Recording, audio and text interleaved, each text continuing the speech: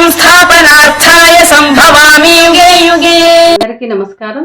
శ్రీ శ్రీ శ్రీ ఆచార్య ప్రబోధానంద యోగీశ్వరుల వారికి, జగద్గురు అయిన శ్రీకృష్ణ పరమాత్మకి నమస్కరించుకుంటూ, త్రైత సిద్ధాంత భగవద్గీతలోని భక్తి యోగము అనే అధ్యాయంలో 11వ శ్లోకం గురించి వివరించి తెలుసుకుందాం.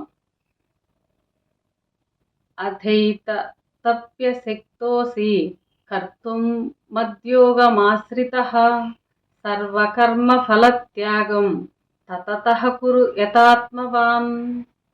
ఈ శ్లోకము కర్మయోగం గురించి తెలియచేశారు. భావము: భక్తి యోగము చేత నా పనులు చేయుట కూడా సామర్థ్యము లేని వాడివైతే అఖిల కర్మ ఫలత్యాగివి అగుము.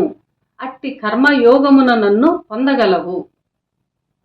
వివరము: ఇక్కడ వరుసగా 9, 10, 11 శ్లోకములలో బ్రహ్మ భక్తి కర్మయోగముల గురించి చెప్పడమైనది. 9వ శ్లోకమున బ్రహ్మయోగము చేత కాకపోతే బ్రహ్మయోగ సాధన చేయమన్నాడు. 10వ శ్లోకములో ఆ బ్రహ్మయోగ సాధన చేతకాని ఎడల భక్తి యోగము ఆశ్రయించి పరమాత్మ కార్యములైన ధర్మ ప్రచార సంబంధ కార్యములు చేయమన్నాడు. ఆ కార్యములు చేతకాని ఎడల 11వ శ్లోకమున కర్మయోగము ఆశ్రయించి కర్మఫల త్యాగివై పాప పుణ్యములను పొందక ఉండమన్నాడు.